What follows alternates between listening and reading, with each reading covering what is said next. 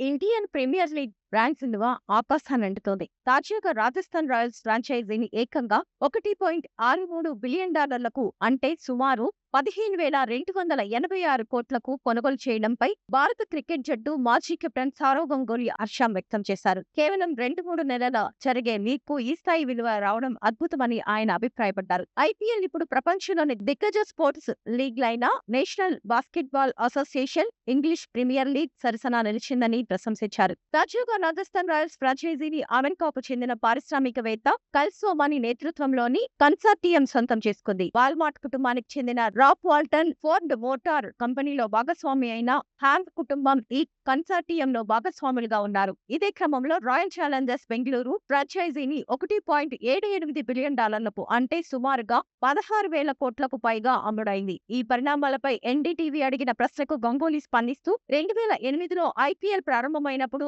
RCB, KKR మధ్య జరిగిన తొలి మ్యాచ్లో మొదటి బంతిని నేనే ఎదుర్కొన్నానని అన్నారు. అప్పటి నుంచి ఇప్పటి వరకు ఐపీఎల్ ఎదిగిన తీరు అసాధారణమన్నారు. ఇది భారత క్రికెట్ ఎంతగా విస్తరించిందో చూపిస్తోందన్నారు. అమెరికా నుంచి కొనుగోలుదారులు రావడం, ప్రపంచవ్యాప్తంగా భారత క్రికెట్ పై ఆసక్తి పెరగడం గొప్ప విషయమని అన్నారు. ప్రసార హక్కుల విషయంలో ఐపీఎల్ ప్రపంచంలోని ఏ లీగ్ కు తీసుకుపోదన్నారు. కొన్నిసార్లు ఈపీఎల్ మ్యాచ్ కంటే ఐపీఎల్ మ్యాచ్ ప్రసార హక్కుల విలువే ఎక్కువగా ఉంటుందని, సంవత్సరంలో కేవలం 2.5-3 నెలలు మాత్రమే ఆడే ఒక స్పోర్ట్స్ ఫ్రాంచైజీకి ఇంత భారీ మొత్తంలో విలువ ఉండడం ఊహకు అందని విషయమని గంగూలీ తెలిపారు. ఈ రికార్డ్ స్థాయి ఒప్పందాలు ఐపీఎల్ కు ప్రపంచ క్రీడా వేదికపై ఒక శక్తివంతమైన లీగ్ గా నిలబెట్టాయని విశ్లేషకులు అభిప్రాయపడుతున్నారు.